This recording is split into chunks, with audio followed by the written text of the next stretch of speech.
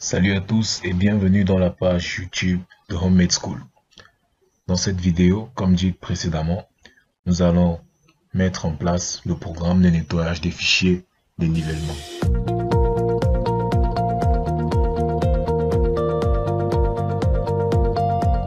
Alors voici à quoi ressemble un fichier de nivellement. Dans cette vidéo, c'est ce type de fichier qui sera pris en charge. Alors, ce qu'il faut savoir, c'est que cette fiche est constituée d'un ensemble d'éléments. Nous avons ici un Sprinter carnet, c'est-à-dire le nom de l'appareil. Il s'agit d'un carnet de terrain. Donc c'est un rapport qui est directement issu d'un niveau numérique. Alors, les composants de ce fichier, nous avons ici auteur arrière, auteur avant, qui représente ici la lecture arrière et la lecture avant. Ici, nous avons la dénivelée, qui représente la différence entre la lecture arrière et la lecture avant. Nous avons l'altitude, la distance verticale, le nivelé, le type de mesure et le contrôle. Donc, ce qu'il faut savoir, c'est que pour nettoyer ceci, AutoCAD doit pouvoir comprendre ce fichier tel qu'il est. Mais bien sûr, chaque niveau numérique a son format lorsqu'il sort. Donc, il va falloir dimensionner ce fichier pour que AutoCAD puisse le comprendre. Donc, pour le dimensionner, nous allons donc créer une nouvelle feuille à l'intérieur de ce dossier dans lequel nous allons mettre le nouveau fichier qui sera compris par AutoCAD. Alors, à quoi est-ce que ça ressemble un fichier nettoyé? Un fichier nettoyé représente quelque chose comme ceci. Nous venons par là. Un fichier nettoyé, ça ressemble à quelque chose comme ceci. Alors, à gauche, nous avons là Nivlec arrière, Nivlec avant. Donc, nous prenons le premier point. Nous représentons sa première lecture arrière, puis la deuxième lecture arrière. Puisque nous sommes en nivellement double, alors nous allons lire deux fois sur deux points. Donc, Nivlec avant, Nivlec avant. Donc, quand nous revenons dans notre fichier, nous sommes capables de percevoir ça. Il s'agit en fait du nivellement double. Nous avons là, pour le premier point, nous avons deux lectures arrière et deux lectures avant. Donc, il sera question pour nous de prendre ce point, d'afficher sa première lecture arrière, sa deuxième lecture arrière, puis, sur le même point, première lecture avant, deuxième lecture avant. Donc, à la fin de notre programme, la feuille doit pouvoir ressembler à ceci. Mais spécifiquement au premier point, il n'aura que la lecture arrière. Parce que lorsque nous débutons à faire un nivellement, le premier point, c'est sur lequel on fait deux lectures arrière. Et effectivement, ce carnet nous le montre clairement. Nous avons ce point et c'est sur lequel on effectue deux lectures arrière. Celle-ci et celle-ci.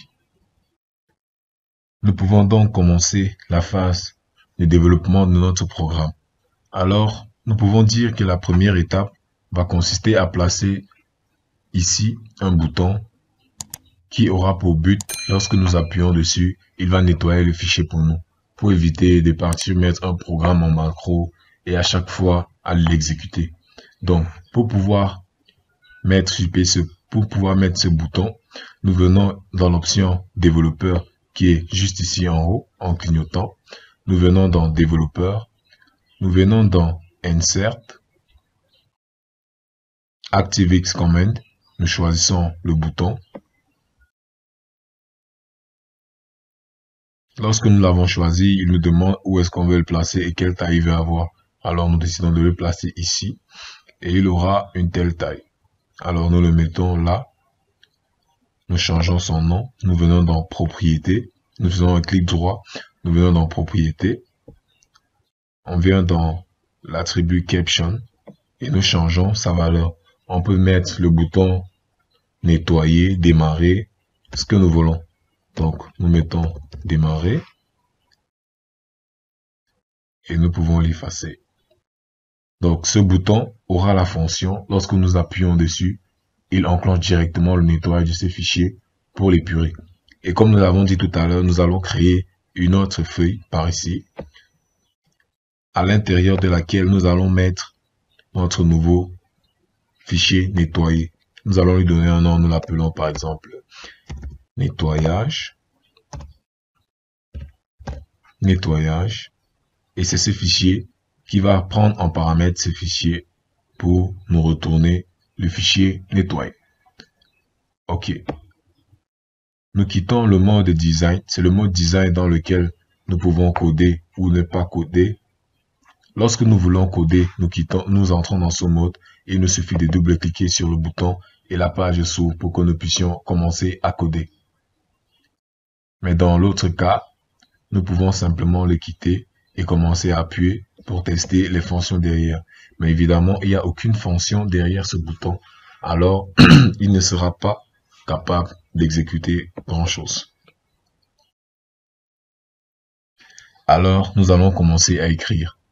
Nous entrons dans le mode design, puis nous double-cliquons sur notre bouton. Lorsque nous double-cliquons, nous avons donc cette interface. Nous pouvons le mettre ici par en haut pour que ça prenne tout l'écran et que nous puissions coder facilement. Alors, comme nous l'avons dit, notre fichier doit prendre en paramètre le premier fichier second aval et aller dans le fichier nettoyage pour pouvoir nous afficher le fichier nettoyé. Ce que nous allons donc faire maintenant, c'est donner la possibilité à la feuille nettoyage d'apparaître comme une variable pour que nous puissions manipuler facilement cette feuille sans toutefois y être physiquement. Alors, ce que nous faisons, c'est quoi? Nous allons déclarer un cahier avec la fonction, avec dim vu précédemment. Nous allons faire un dim s as workbook. Il s'agit là d'un cahier. Nous allons faire affecter à s, cette s, la valeur du cahier actuel. Donc, nous allons dire active workbook.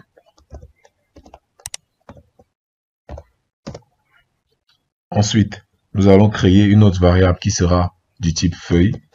Une feuille, c'est un composant d'un cahier. Donc, nous allons l'appeler par exemple t, dim t as worksheet parce qu'il s'agit d'une feuille. Donc, nous aurons la worksheet. Ensuite, nous allons affecter à t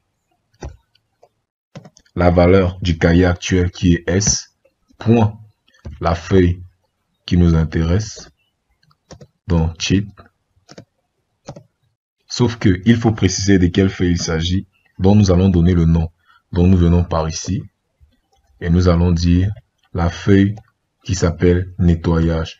Nous devons écrire exactement tel que c'est écrit. Nettoyage. Donc, ce que nous venons de faire, c'est que nous venons d'affecter à la variable t la feuille nettoyage. Cette feuille, donc, qui va être représentée simplement par une variable et manipulée simplement. Ensuite, ce qu'il faut savoir, c'est que lorsque nous avons un fichier de nivellement, il commence toujours au niveau de 8. Donc, pour tous les fichiers, nous aurons à partir de 8. À partir de 7, nous aurons les options hauteur arrière, hauteur avant, dénivelé moyenne, altitude, ainsi de suite. Mais les informations qui nous intéressent sont principalement la hauteur arrière et la hauteur avant. Donc, le numéro des points, les points commencent bien sûr à se trouver à partir d'ici.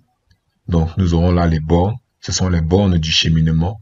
À l'intérieur, nous avons des points intermédiaires qui n'ont pas de nom, mais plutôt des numéros, mais que nous devons renommer avec notre programme automatiquement. Donc, nous avons là des bornes C4, CR, PU3 qui ont déjà des noms fixes. Donc, notre programme devra lire les bornes et pouvoir nommer indépendamment les points intermédiaires entre ces bornes. Donc, ce que nous allons faire maintenant, c'est commencer. Nous venons par ici. Vu que nous savons qu'il débute toujours, nous allons déclarer par exemple deux variables i et j. C'est vraiment pas nécessaire, mais bon. Pour apprendre, nous allons dire dim i as integer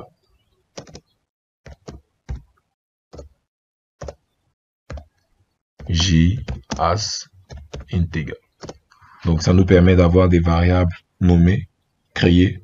Ensuite, nous allons les affecter des valeurs de départ i égale à 8 et j égale à 8. Bien sûr, vous verrez le rôle de j plus tard. Donc, lorsque nous avons regardé notre fichier nettoyé précédemment, ce que nous allons faire, c'est prendre le premier point et d'aller lui affecter une valeur dans l'autre feuille. Donc, on peut dire que t.cells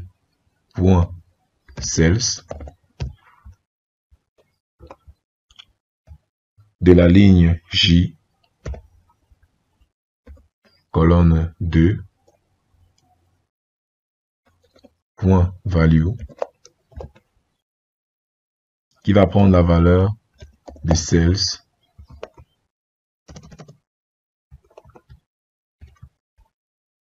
de la ligne I, colonne 1. Ok, je vous explique ce qui se passe. Alors ici, nous venons de prendre la variable t qui représente la feuille nettoyage. Nous prenons donc dans cette feuille nettoyage, nous partons dans la cellule des lignes 8, colonne 2. Bien sûr, la valeur de départ de J est dépendante. Bon, nous voulons juste que le fichier soit nettoyé à côté, puis nous l'appelons dans AutoCAD et bien sûr, il va le comprendre. Donc, nous pouvons bien évidemment commencer à J égale à 1. Mais c'est juste pour un exemple, juste pour apprendre. Alors, nous sommes en train de lui dire qu'au départ, il va venir dans cette feuille, ligne 8, colonne 1, et il va prendre la valeur de C4, qui représente ici le premier point. Ok. Nous allons donc continuer notre programme.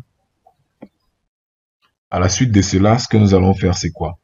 Nous allons dire que tant que les cellules ne sont pas arrivées à la fin de la cellule, alors il va à chaque fois prendre les lectures et les afficher. Parce que dans le fichier nettoyé, nous devons avoir le point, la lecture avant, puis à gauche, à droite, la lecture, la deuxième lecture avant, prendre le point suivant, la lecture arrière, puis la deuxième lecture arrière. Donc, si nous commençons à C4, nous aurons lecture arrière, nous irons au point suivant qui ne sera pas nommé. Nous allons prendre lecture avant, puis le nouveau point, lecture arrière, avant, arrière, avant. C'est vrai, ça a l'air compliqué, mais vous verrez, avec AutoCAD, c'est plus facile. Avec le VBA, ce sera facile à gérer. Alors, revenons ici. Ce que nous allons lui dire, c'est quoi? While. Nous entrons, nous le disons, cellule des lignes 1, ligne I, colonne 3, parce que c'est eux les plus significatifs, vu qu'en fait, ils auront toujours les informations. Ligne I, colonne 3, point value, différent du vide. Donc, point value,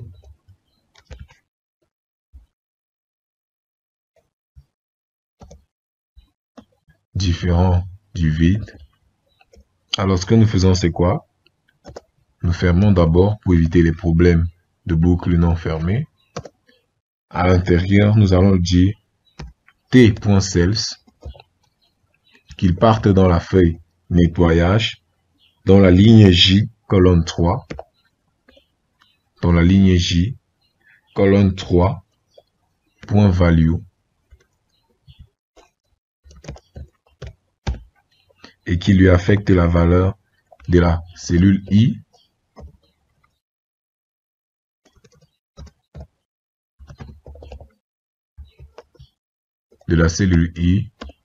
colonne 3, bien sûr, point value, pour éviter qu'il ne prenne pas. Donc, ce qu'il va faire, c'est quoi?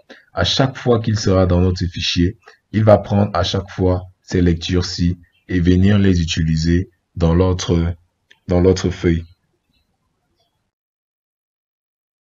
Ils prendront donc à chaque fois les lectures avant-arrière en faisant un pas de 2. Ainsi, nous serons assurés à chaque fois qu'il n'arrivera pas dans une case vide, puisque la condition, c'est qu'il ne doit pas être vide. Donc, s'il commence ici, nous allons nous assurer qu'à chaque fois, il fasse un bond qui lui permet de retomber dans une valeur significative qui va bien sûr nous intéresser ou pas. Alors, nous continuons notre programme et qu'est-ce que nous allons écrire? Vu que nous lui avons demandé de faire ceci, nous allons maintenant lui dire de faire un pas à chaque fois qui lui permettra de toujours tomber sur une valeur. Alors, s'il commence en 8, la prochaine valeur arrive à 11, puis à 14.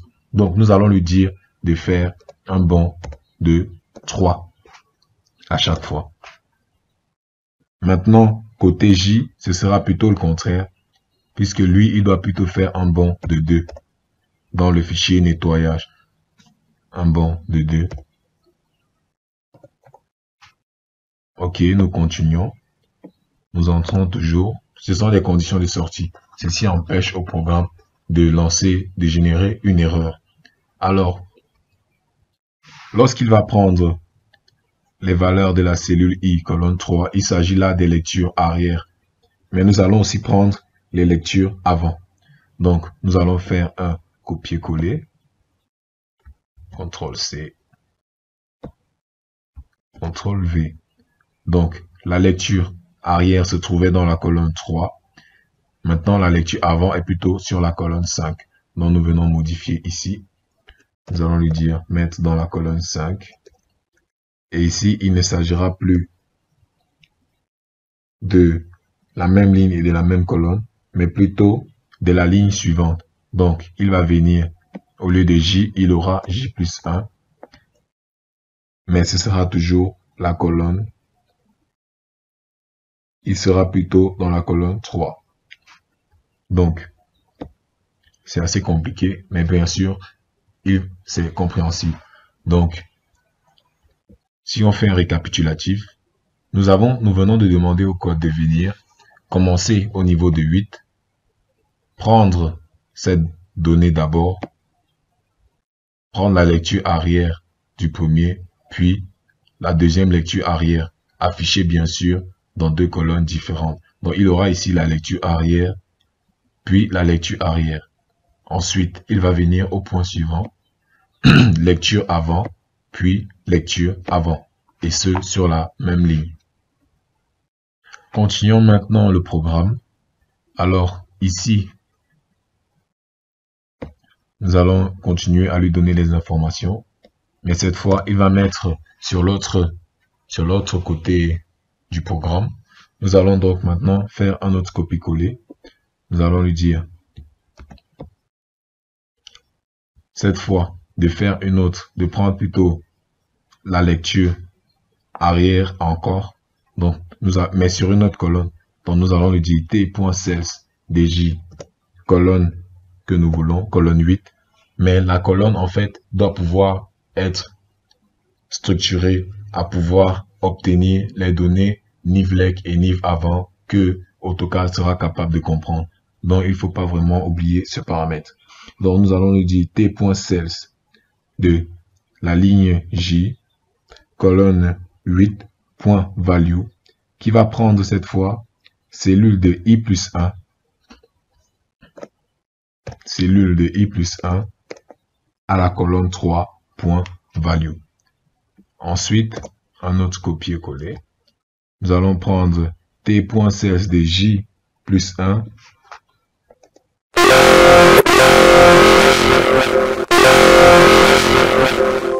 J plus 1, voilà en arrière, J plus 1, colonne 3, et qui va prendre I plus 1, colonne 3. Eh bien, nous venons juste de répéter la même opération, mais c'est que cette fois, ce sera sur 2 points différents. Donc, nous venons de lui dire de prendre le point, de prendre la lecture arrière, lecture avant, de partir sur l'autre colonne, faire pareil, prendre la lecture avant, la lecture arrière et la lecture avant. Et nous allons dans la boucle while permettre que ça se répète à chaque fois. Donc, nous continuons avec notre structure de données, mais cette fois, nous allons lui demander d'ajouter les informations que AutoCAD va comprendre. Il s'agissait tout à l'heure des nivelets arrière et nivelets avant. Bon, ceci, nous allons juste écrire un simple programme qui permettra de les écrire à chaque fois. Donc, nous pouvons donc dire T, nous faisons un copier-coller. Nous allons nous dire T.cellule, colonne 1, parce qu'il était au début, point value. Et nous affectons avec le bon orthographe nivelet arrière N IV L C arrière. Donc, c'est sur cette colonne. Nous allons aussi la mettre sur l'autre colonne. CTRL V, la même information, mais c'est la colonne 8. Puisqu'ici, nous voulons scinder les informations. Ceci, bien sûr, pour pouvoir facilement les distinguer. Mais lorsque nous ouvrirons dans AutoCAD, nous avons juste les superposer. C'est pas vraiment un problème. Donc, colonne 6. Et nous faisons pareil pour nivelet avant. Donc, pour nivelet avant, ce sera plutôt colonne ligne J+1, mais pour la même colonne, J+1. Donc, nous allons faire un nivelet arrière. Donc, nous chargeons la dernière lettre avant. Faisons notre copier-coller. Et au lieu de J, nous changeons toujours J+1, 6. Donc, au lieu de ça, nous mettons mettre T.cellule de J. J+1, colonne 6. Et nous changeons toujours, nous aurons lecture avant. À ce stade, nous pouvons examiner notre code et le tester. Bon, nous avons là en haut T.cells2, cells1, 2.value. Nous le modifions pour éviter qu'il nous renvoie une erreur. Ici, nous avons dit cells de I3, J3 qui va prendre I3, aucun problème. J+1, 3, I5, I8, I3.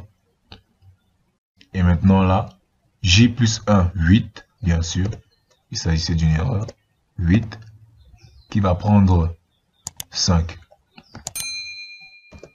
Donc effectivement, il s'agit là d'un cross lecture arrière avant, puis arrière avant, arrière avant, arrière avant. Mais de sorte que sur la même ligne, on est arrière arrière, avant avant.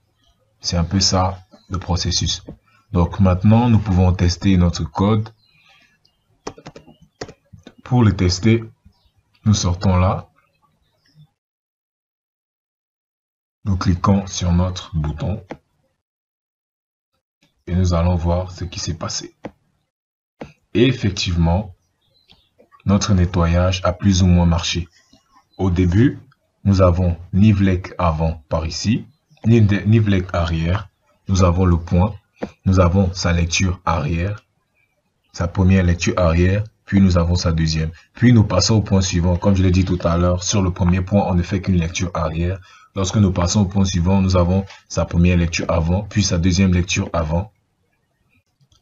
Ensuite, sur le même point, nous allons faire une lecture arrière et la deuxième lecture arrière, et ainsi de suite.